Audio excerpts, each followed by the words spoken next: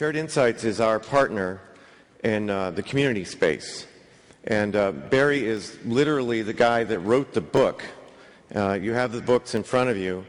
Wrote the book on community. And I've asked Barry to come and talk to you this morning because, as I mentioned in our opening, we're going to talk a lot about innovation and design, but we're also going to talk about community. And let's bring Barry out and have him talk with you guys. Thanks, Barry.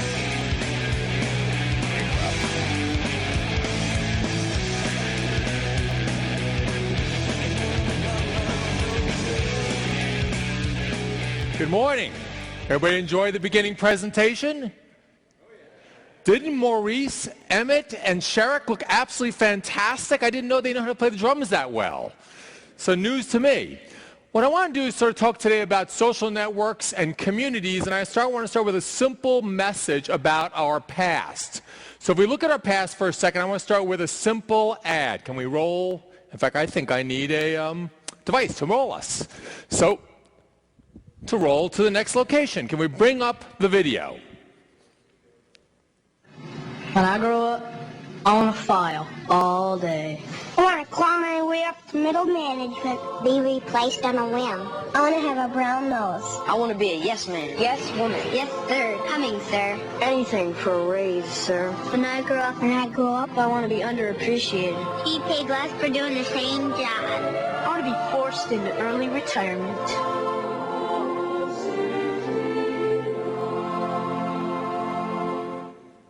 Lights up, please.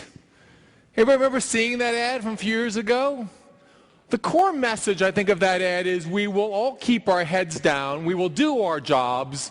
We'll do jobs that are meaningless or maybe not even close to meaningless. We'll do the things that our parents told us to do. We'll do things our teachers told us to do. We'll do what we're told, and we won't take any risks. We won't change the world. We won't even try to change the world. So I'd like you all to stand up. I will not ask you to do what they did, what Maurice, Sherrick, and Emmett just did. Can you all stand up for a second? All of you, please. Great. I'm going to ask you to roll the timer for me, please, as well, Mr. Oz. So I want you to all introduce yourselves to each other as if you don't care about each other, as if you don't know who they are, as if you just have to get your job done, as if you just, like those kids said, have to file, analyze something, get it done, keep your head down, don't take any risks. Go ahead and introduce yourselves to everybody at the table as if you're way too busy to know any of them.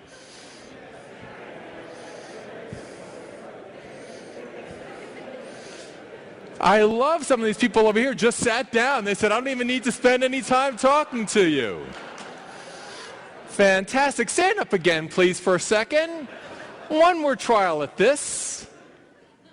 This time I want you to greet the person next to you as if they really were someone important to you, like they were the long-lost relatives, like you needed them to do your job, like you can't believe you haven't seen them for 10 years, like they're the most critical person in your lives. They're the loved ones.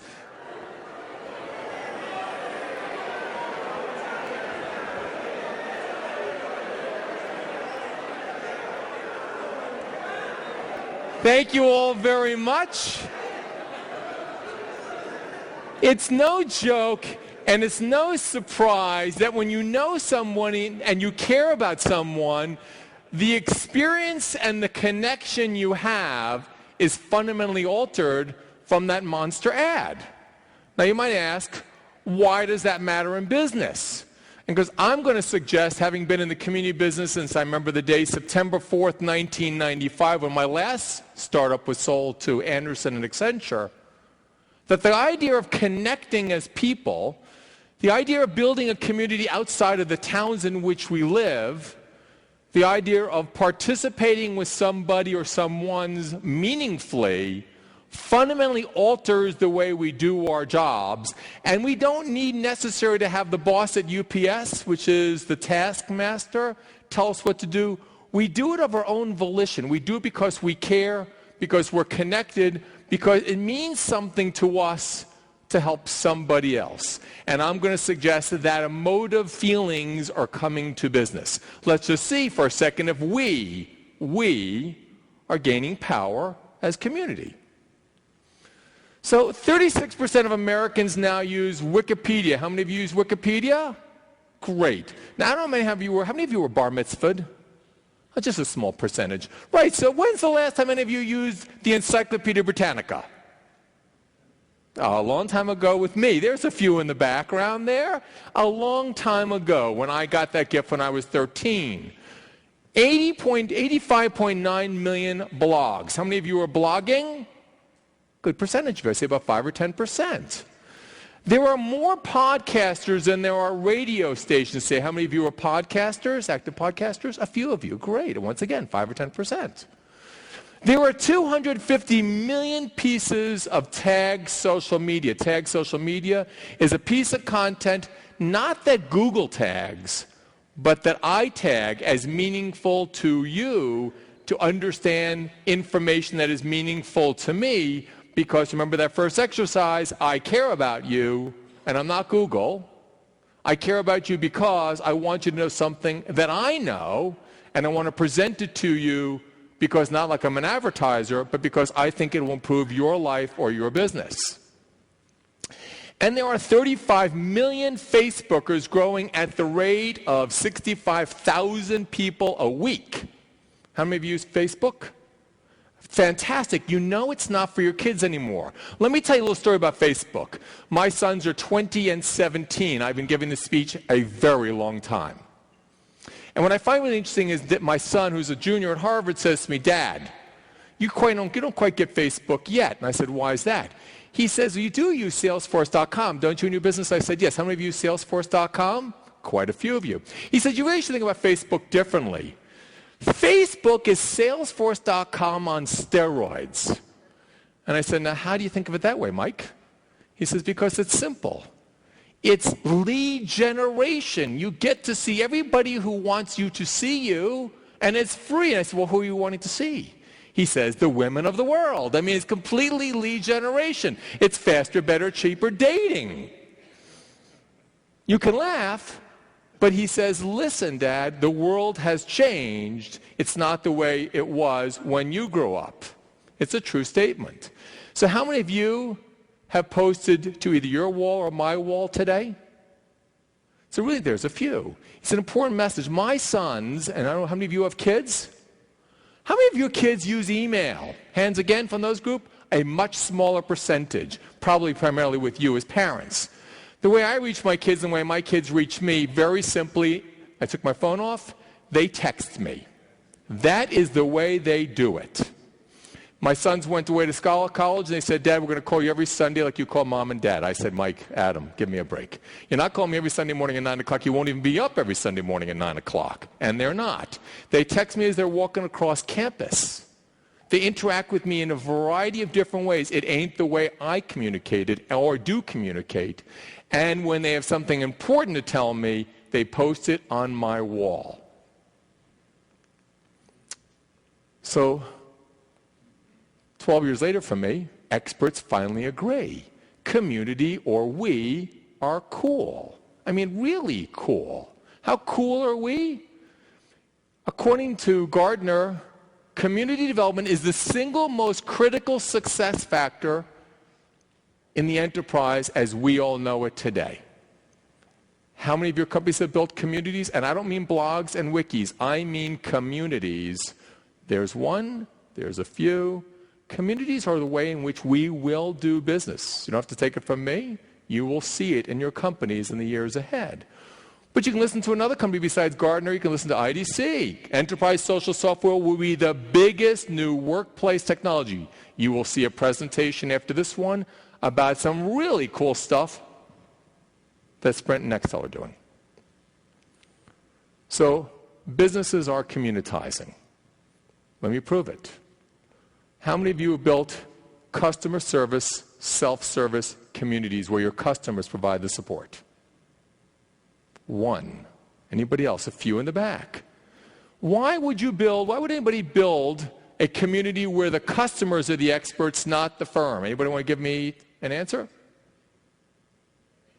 Because they know. How cool is that?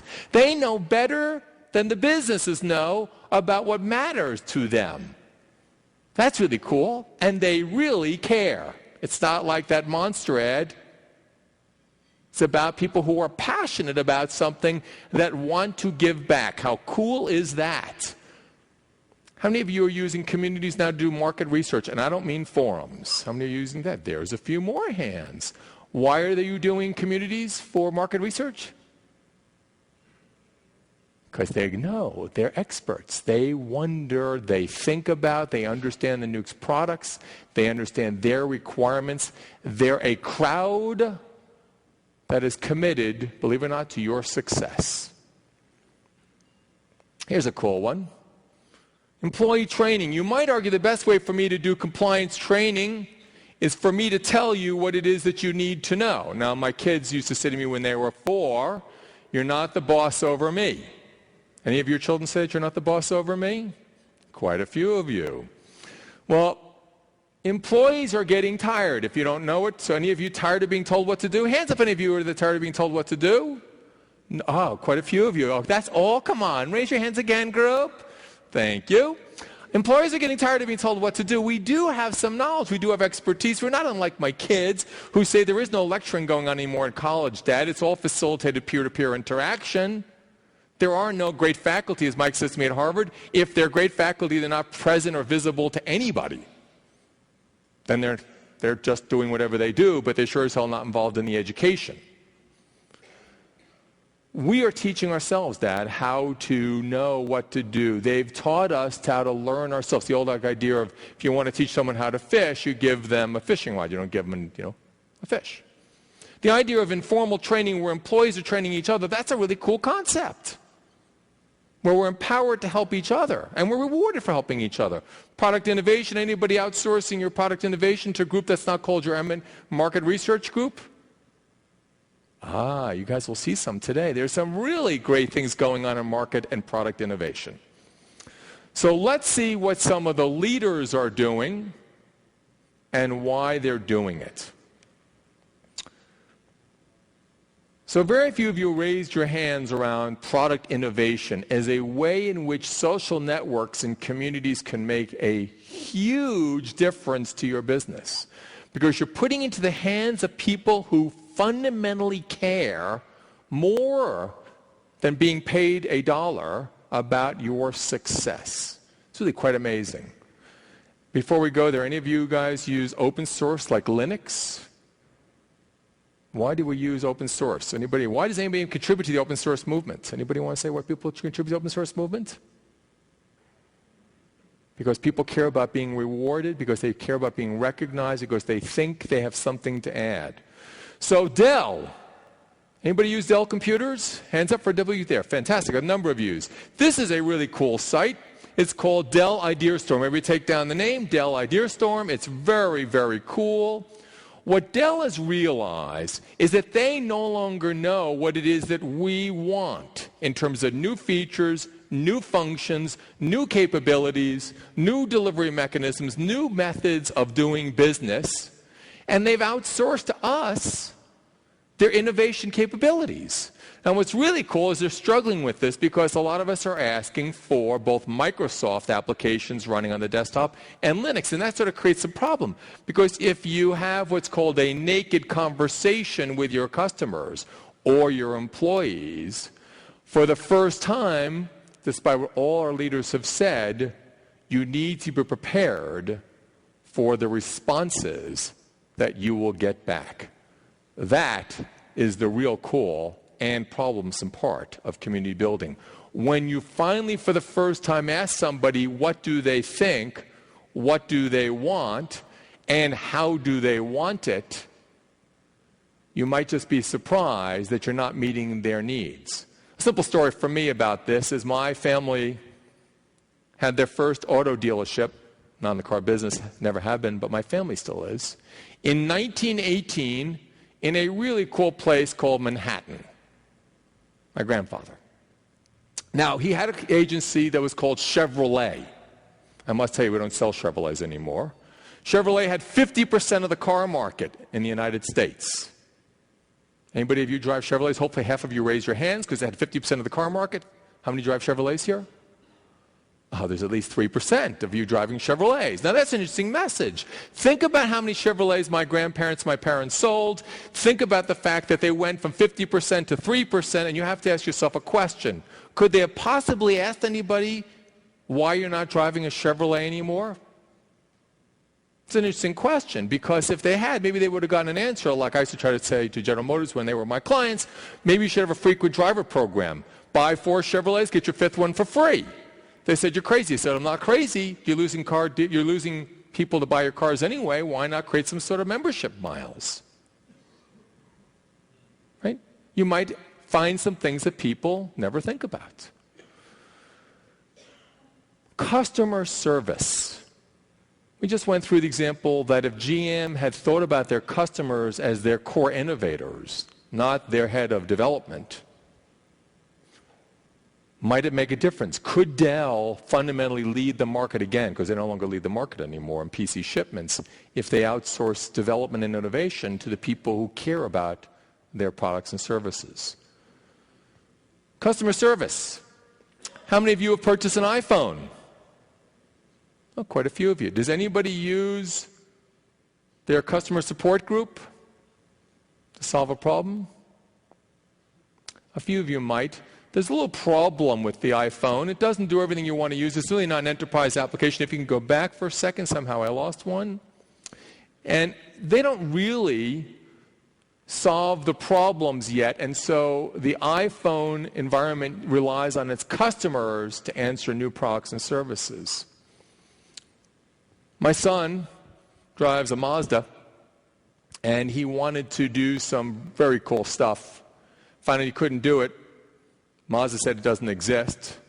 So he went onto the forums and found solutions for everything that Mazda didn't know could be done. My co-author, along with 5,000 other people, is the CEO of the Conference Board, the longest living association in America, John Spector. He was the vice dean at Wharton, and then he served at McKinsey with me. He wanted to turn his GPS reader in his Infiniti into a front TV screen, and of course Infiniti says there's no application that will allow you to do that. Went onto the forum, found a little software download, a patch, downloaded the patch, and now his GPS is a flat screen TV. All from customers. Did you know we could sell products and services as a community? How many of you are eBay people? Oh, there's a few people into community, absolutely. What's cool about eBay is that there are more people that make money from eBay as their primary job function than there are people who work at Walmart. Now there's a cool idea. Build a business that has 1 million employees, in one example, or build a business in which none of them are employed and you just empower them to do what it is they want to do using your tools. Think about the different business models there. I can go out and try to recreate any company, UPS being one of them, try to hire 500,000 or 1 million people. Try that. It takes a little bit of time. Or essentially think about everybody that could be your customer, could be your salespeople, could be your marketers, could be your delivery people, could be your distribution people, just by thinking about empowerment, and you get a really cool business model. A business model that has no end to its opportunities. How about financing? Now all of us use banks. Everybody, in fact, there's quite a few financial institutions here. So I had, for a while, some big banks as clients, Bank of America and Wachovia, and I kept saying, listen, I don't know about you guys. They're all my age, been in their 50s. I said, I don't know about you guys, but think about the world for a second. I was growing up in Westchester County in the 60s, and I had a local thrift organization that took care of my deposits. And the local community, remember the words, a local community bank's job was to do something simply. Create a set of relationships where they had people who had savings and people who had borrowing needs. And they would put together the borrower and the saver. And by putting together the borrower and the saver, they created efficiency by creating a community bank, by essentially moving people's money from people who had it to people who needed it. And you could basically, with that savings, you could get a rate of return. And from the borrowings, you could build your house, add a bathroom, improve a backyard, build a patio. That's a really cool idea. Now, my local bank, now called Bank of America, doesn't know who I am, has no idea what I do. no longer a community institution. They are global, but they don't really know me. No matter how many times I go try to see the local person, they don't know who I am. And so along comes the guy who created eLoan and figures, okay, there's got to be a better way. There's always a better way if you're going to innovate. If you're not part of the monster ed job function anymore, there's a better way. Maybe we as a community can finance your college education. How about the boats you'd like to buy? Maybe a car. Home renovations. That's a cool idea. And we can reduce the cost of the profits being made by the institutions and give them back to you, the original savers. Company's called Prosper.com. Founder of eLoan created a